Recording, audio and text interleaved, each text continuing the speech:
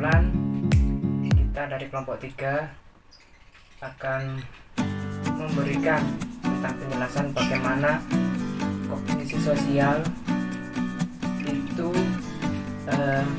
berlangsung di dalam lingkungan sosial.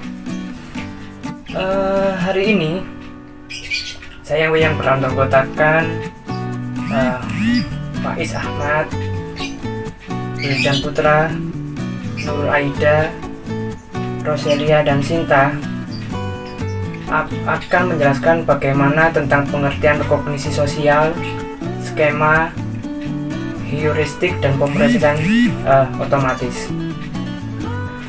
Langsung saja kita langsung ke pengertiannya.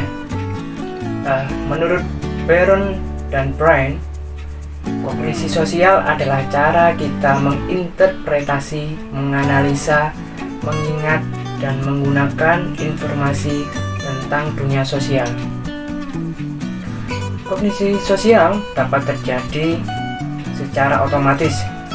Contohnya, saat kita melihat seseorang dari suatu ras tertentu, misalkan ras Cina ya, kita seringkali secara otomatis langsung berasumsi bahwa orang tersebut memiliki ciri atau sifat tertentu.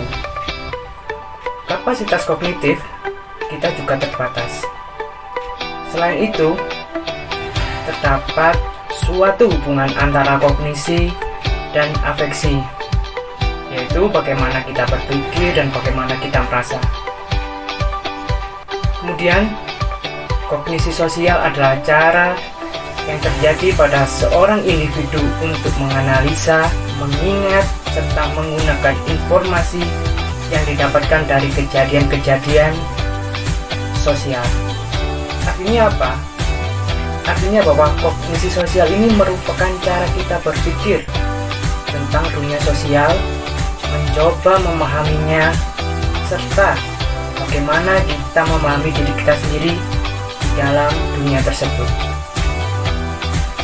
Kognisi sosial mempelajari tentang bagaimana seseorang menarik kesimpulan dari informasi sosial yang ada di lingkungan, kemudian membahas mengenai bagaimana seorang individu membuat penilaian sosial tentang individu atau kelompok lain dan pengalaman mereka sendiri dalam setting sosial. Kemudian ada skema. Ini adalah komponen dasar kognisi sosial adalah skema ya. Skema adalah struktur mental yang membantu kita mengorganisasi informasi sosial dan menuntun pemrosesannya. Skema berkisar pada suatu subjek atau tema tertentu.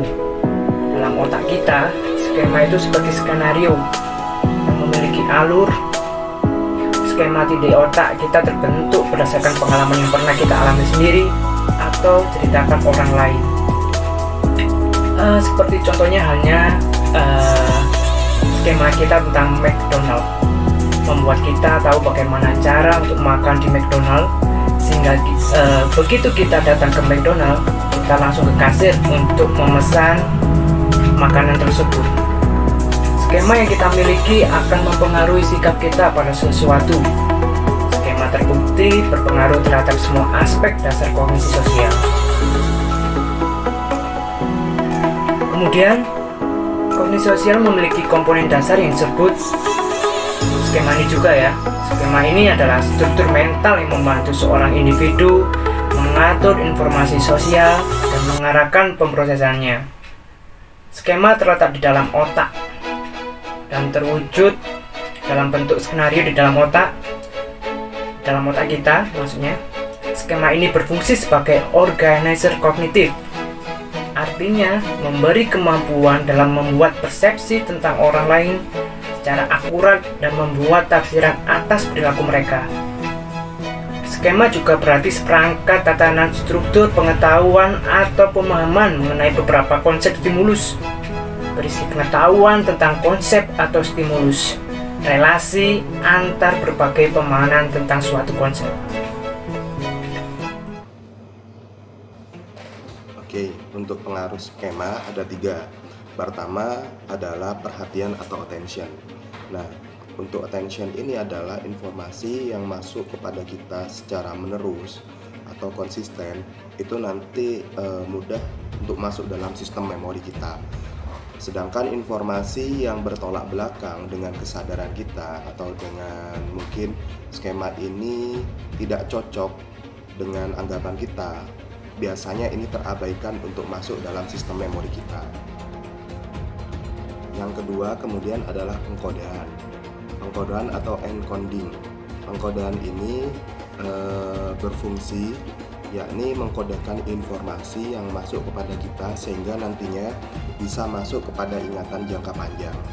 Yang ketiga adalah mengingat kembali atau retrieval, yakni mengingat kembali informasi yang sudah ada dalam memori kita. Ini salah satu fungsinya skema adalah mengingat kembali tersebut. Untuk kemudian muncul biasanya memori yang kuat itu adalah memori yang informasinya masuk secara konsisten ke dalam pikiran kita. Yang berikutnya adalah heuristik. Heuristik ini adalah jalan pintas mental untuk menyimpan informasi. Nah, ada masa-masa di mana kita itu jenuh untuk menyimpan informasi sehingga perlu adanya semacam jalan pintas gitu, atau sebuah situasi yang menjadikan kita harus menyimpan informasi tersebut dengan keadaan yang berbeda. Nah, heuristik ini adalah aturan sederhana yang dalam membuat keputusan kompleks menyusun kesimpulan dalam suatu waktu. Ada dua tipe heuristik. Yang pertama adalah heuristik keterwakilan. Heuristik keterwakilan ini strategi untuk membuat penilaian terhadap pada sejauh mana stimuli atau peristiwa tersebut memiliki kemiripan. Misal ketika kita mengenal seorang gitu bernama Ratna, misalkan kita nggak mengetahui betul pekerjaannya, tapi dari ciri-cirinya misalkan dia adalah seorang yang suka membaca, kemudian pemalu, kemudian sering ke perpustakaan, suka menyendiri gitu tuh, mungkin kita akan menginterpretasikan atau menyimpulkan dia adalah seorang pustakawan gitu dari pekerjaannya. Itu adalah dalam bab heuristik keterwakilan. Baik, saya akan melanjutkan materi dari rekan saya yang sebelumnya mengenai heuristik atau jalan pintas. Selanjutnya yaitu heuristik ketersediaan atau availability heuristik, yaitu merupakan sebuah strategi untuk membuat keputusan berdasarkan seberapa mudah suatu informasi yang spesifik dapat dimunculkan dalam benak kita. Heuristik ini dapat mengarahkan kita untuk melebih-lebihkan kemungkinan munculnya peristiwa dramatis. Namun hal ini jarang terjadi karena peristiwa itu mudah masuk dalam pikiran kita. Contohnya, banyak orang yang merasa lebih takut tewas dalam kecelakaan pesawat dibandingkan dengan kecelakaan di darat. Hal ini karena fakta bahwa kecelakaan pesawat jauh lebih dramatis dan menyedot lebih banyak perhatian media. Akibatnya, kecelakaan pesawat lebih mudah terpikir sehingga berpengaruh lebih kuat dalam penilaian individu. Heuristik ini berhubungan dengan proses pemaparan awal atau framing, meningkatnya penilaian individu. Heuristik ini berhubungan dengan proses pemaparan atau rangsangan-rangsangan atau peristiwa, ketersediaan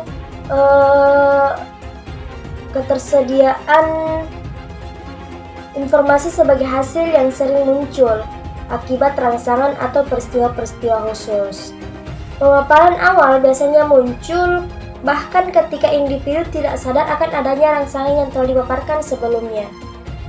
Disebut juga pemaparan awal otomatis. Cara lainnya adalah dengan pemrosesan otomatis atau automatic processing yang terjadi ketika setelah berpengalaman melakukan suatu tugas atau mengolah suatu informasi tertentu yang seakan tanpa perlu usaha yang besar secara otomatis dan tidak disadari. Contohnya saat pertama kali kita belajar naik sepeda. Kita memerlukan perhatian khusus dalam mengendarainya. Seiring dengan berkembangnya keahlian kita bersepeda, kita dapat melakukan tugas-tugas lain seperti berbicara sambil bersepeda. Begitu teraktivasi, skema dapat menimbulkan efek yang menimbulkan perilaku yang otomatis. Selanjutnya yaitu mengenai sumber-sumber kesalahan dalam kognisi sosial. Yang pertama yaitu bias negativitas, yaitu merupakan kecenderungan memberikan perhatian lebih pada informasi yang negatif dibandingkan dengan informasi yang positif. Satu saja informasi negatif akan memiliki pengaruh yang lebih kuat. Contohnya, kita diberitahu bahwa dosen yang akan mengajar nanti adalah orang yang pintar, masih muda, ramah, baik hati, cantik, namun diduga terlibat seks skandal atau skandal seks. Bias negatif menyebabkan kita justru terpaku pada hal-hal yang negatif dan mengabaikan hal-hal yang positif. Yang kedua yaitu bias optimistik, yaitu merupakan suatu predisposisi untuk mengharapkan agar segala sesuatu dapat berakhir baik. Kebanyakan orang percaya bahwa mereka memiliki kemungkinan yang lebih besar dari orang lain untuk mengalami peristiwa negatif dan kemungkinan lebih kecil untuk mengalami peristiwa negatif. Contohnya, pemerintah seringkali mengumumkan rencana yang terlalu optimis mengenai penyelesaian proyek-proyek jalan besar, bandara baru, dan sebagainya. Hal ini mencerminkan kesalahan perencanaan. Namun ketika individu memperkirakan akan menerima umpan balik atau informasi yang mungkin negatif atau memiliki konsekuensi penting, tampaknya ia justru bersiap menghadapi hal-hal yang buruk atau bouncing of loss dan menunjukkan kebaikan dari pola optimistik. Mereka menjadi pesimis. Nah, yang ketiga yaitu kerugian yang mungkin terjadi akibat terlalu banyak berpikir. Nah, kerugian yang mungkin terjadi akibat kita terlalu banyak berpikir yaitu menyeret kita ke dalam kesulitan kognitif yang serius, mencoba berpikir sistematis dan rasional mengenai hal-hal adalah penting. Nah, selanjutnya akan dilanjutkan oleh rekan saya. Sumber-sumber kesalahan dalam kognisi sosial yang keempat adalah pemikiran kontrafaktual, memikirkan sesuatu yang berlawanan dari keadaan sekarang. Efek dari memikirkan apa yang akan terjadi seandainya, contohnya adalah ketika selamat dari kecelakaan pesawat, Andi justru memikirkan bagaimana bila saya langsung terjun tadi, saya sudah mati pastinya, lalu bagaimana nasib keluarga saya sepeninggalan saya, dan sebagainya. Pemikiran kontrafaktual dapat secara kuat berpengaruh terhadap afeksi kita. Inaction inertia, kelambanan apatis muncul ketika individu memutuskan untuk tidak melakukan sesuatu sehingga kehilangan kesempatan untuk mendapatkan hasil yang positif. Yang kelima, pemikiran magis, berpikir dengan melibatkan asumsi yang tidak didasari alasan yang rasional. Contohnya, supaya ujian lulus, raju berdoa banyak-banyak dan memakai banyak cincin. Yang keenam, menekan pikiran, usaha untuk mencegah pikiran-pikiran tertentu memasuki alam kesadaran. Proses ini melibatkan dua komponen, yaitu proses pemantauan yang otomatis yang mencari tanda-tanda adanya pemikiran yang tidak diinginkan, yang memaksa untuk muncul ke alam kesadaran. Ketika pemikiran tersebut terdeteksi, proses kedua terjadi, yaitu mencegah agar pemikiran tersebut tetap berada di luar kesadaran tanpa mengganggu pemikiran yang lain. Contohnya, Anti yang ikut program diet menekan pikirannya akan makanan-makanan manis. Selanjutnya,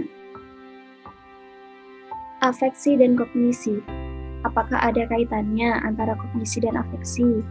Afeksi merupakan perasaan seseorang terhadap suatu stimulus dalam menilai dan memahami suatu gejala sosial tanpa kita sadari ternyata dipengaruhi oleh perasaan kita pada saat itu. Ini berarti afeksi mempengaruhi kognisi. Sedangkan apabila kita memikirkan hal-hal buruk, maka kita akan menjadi cemas dan takut. Namun apabila kita menanggapi sebaliknya, maka kita akan tenang. Ini berarti kognisi mempengaruhi afeksi. Yang kedua, perasaan kita dan suasana hati memiliki pengaruh yang kuat terhadap beberapa aspek kognisi, dan kognisi juga berperan kuat pada perasaan dan suasana hati kita. Suasana hati saat ini dapat secara kuat mempengaruhi reaksi kita terhadap rangsang yang baru pertama kali kita temui. Contohnya, ketika kita sedang bergembira dan berkenalan dengan orang baru, penilaian kita terhadap orang tersebut pastinya lebih baik dibandingkan saat kita berkenalan dengannya ketika kita bersedih. Yang ketiga, pengaruh afeksi lainnya adalah pengaruh pada ingatan. Ingatan yang bergantung pada suasana hati, yaitu apa yang kita ingat saat berada dalam suasana hati tertentu. Sebagian besar ditentukan oleh apa yang kita pelajari sebelumnya. Ketika kita berada dalam suasana hati tersebut, pengaruh kedua dikenal dengan efek kesesuaian suasana hati, yaitu kecenderungan untuk menyimpan atau mengingat informasi positif ketika berada dalam suasana hati positif dan informasi negatif ketika berada dalam suasana hati negatif. Suasana hati saat ini juga berpengaruh pada komponen kognisi lain, yaitu kreativitas. Informasi yang emosional, yaitu suatu proses di mana penilaian, emosi, atau perilaku kita dipengaruhi oleh pemrosesan mental yang tidak disadari dan tidak terkontrol. Ingatan yang bergantung pada suasana hati atau mood dependent memory adalah informasi yang dipelajari ketika berada dalam suasana hati positif. Artinya kita akan lebih mudah mengingat kembali informasi ketika suasana hati kita dalam keadaan positif. Begitu juga sebaliknya, jika kita berada dalam suasana hati negatif, maka informasi yang kita dapatkan atau kita pelajari akan sebuah hal-hal yang negatif atau sulit untuk mengingat. Selanjutnya ada efek kesesuaian hati. Suasana hati yang baik atau positif itu berefek informasi positif yang diperhatikan dan diingat. Nah, selanjutnya suasana hati yang buruk atau negatif itu berefek informasi negatif yang diperhatikan dan diingat. Kognisi juga dapat mempengaruhi afeksi yang dijelaskan oleh teori emosional dua faktor, yang menjelaskan bahwa kita sering tidak mengetahui perasaan atau sikap kita sendiri, sehingga kita menyimpulkan dari lingkungan, dari situasi di mana kita mengalami reaksi-reaksi internal ini. Contohnya, ketika kita mengalami perasaan tertentu atas kehadiran seseorang yang menarik, kita menyimpulkan bahwa kita sedang jatuh cinta.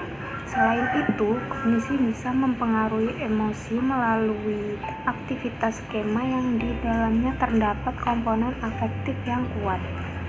Skema atau stereotip yang teraktivasi dengan kuat dapat sangat berpengaruh pada perasaan atau suasana hati kita saat ini.